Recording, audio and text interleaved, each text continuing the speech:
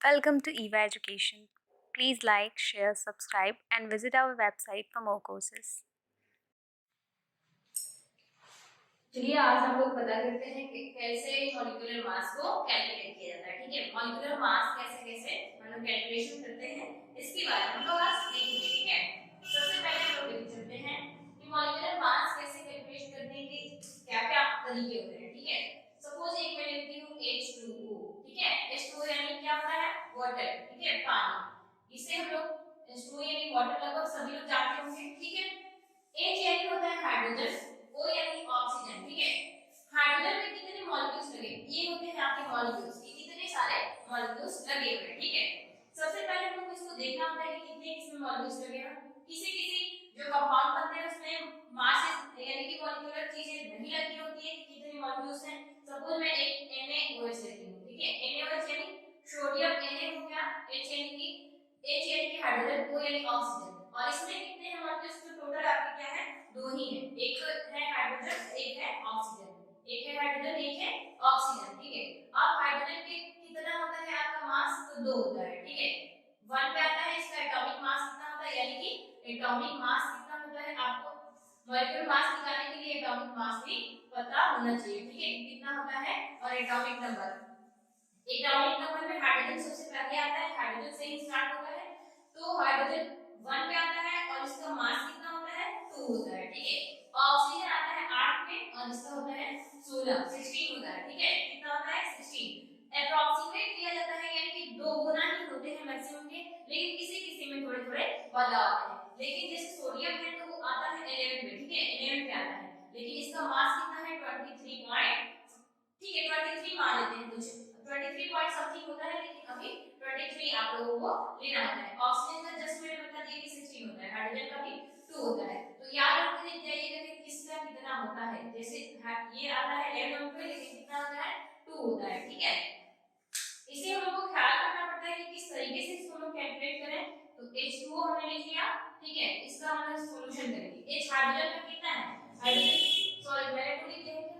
अच्छा, H2 hydrogen 1 होता है, इसका एटॉमिक मास भी कितना होता है? 1 होता है। ठीक है, 1 हो गया इसका ये। ठीक है, कितना हो गया? 1 हो गया, लेकिन इसके मॉलिक्यूल्स कितने हैं? तो 2 है। ठीक है, कितने होते हैं? 2। ठीक है, कितने हैं? 2। इसमें हम लोग मल्टीप्लाई कर देते हैं 2 से। ऑक्सीजन, ऑक्सीजन का मैंने बताया था किस नंबर पे आता है? तो 8 पे आता है, और इसका कितना होता है? मास 16 होता है। कितना होता है? 16 होता है। ठीक, अब ये कितना हो जाएगा? 2 into 1 2 प्लस 16। ठीक है, 2 और 16 कितने हो जाएंगे? 18। कितना होता है? 18। इसको यू से यानी कि यू से हम लोग मेजर करते हैं। ठीक है, यू। ठीक है, ये इसका मॉलिक्यूलर मास का मेजरमेंट करने का तरीका है, कैसे हम लोग मॉलिक्यूलर मास निकालते हैं। ठीक है, अब मैंने एक NaOH लिया था, सोडियम हाइड्रोक्साइड, इसका क्या नाम है? Sodium hydroxide. ठीक है, सोडियम हाइड्रोक्साइड। OH जितने भी यहां में लगे रहते हैं उसे हम लोग क्या कहते हैं? हाइड्रोक्साइड। और OH जितने भी होते हैं वो ना क्या होते हैं? आपके बेस होते हैं, मैक्सिमम क्या होते हैं? बेस होते हैं। ठीक, देखते हैं सोडियम हाइड्रोक्साइड का, NaOH का, NaOH का कितना हो जाएगा? सोडियम, इसमें आप लोग देख रहे हैं कि सोडियम में कोई कोई भी मॉलिक्यूल नहीं है, O में भी कोई भी मॉलिक्यूल नहीं है, सिर्फ एक नॉर्मल है OH है। सोडियम का कितना मैंने बताया था? 23।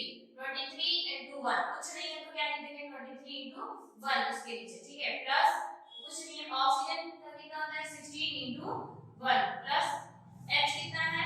Hydrogen 1 into 1। अब इसको हम मेजर करें, 23 into 1 23 plus H plus 16 into 1 16। ठीक है, और फिर 1 into 1 1 हो गया, 23 और 1 24 हो गया।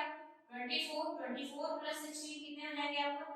4 और 16 प्लस 0 कैरी 1 3 और 1 2 2 और 1 3 और 1 4, यानी 14 यू हो गया। इसको हम लोग यू थोड़ा सा छोटा सा लिखते हैं। ठीक है, यू यहाँ पे भी यू लिखते हैं। ठीक, ऐसे ही हम लोग क्या करते हैं? कैलकुलेट करते हैं। और ये बहुत सारे एग्जांपल है, CaCl2, कैल्शियम क्लोराइड। ठीक है, कैल्शियम क्लोराइड, बहुत सारे आपके डेली लाइफ में भी एग्जांपल आते रहेंगे, उसका निकालते रहेंगे। ये है वाटर का, सोडियम हाइड्रोक्साइड का, और भी डिफरेंट टाइप के हम लोग निकाल सकते हैं। ये ऐसे ही निकाला जाता है, बस उनका एटॉमिक मास आपको याद होना चाहिए, किस एटॉमिक नंबर पे आता है। ठीक है, एटॉमिक नंबर आपको पता रहेगा, एटॉमिक मास भी आप लोग निकाल सकते हैं। ठीक है,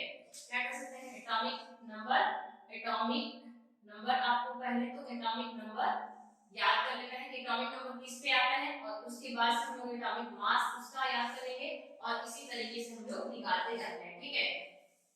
जैसे हाइड्रोजन 1 पे आता है, इसका कितना होता है, तो 1 ही रहता है, हाइड्रोजन का 1 ही इसका मास भी रहता है और हाइड्रोजन 1 नंबर पे भी आता है। ऑक्सीजन 8 पे आता है, इसका मास कितना होता है, 16।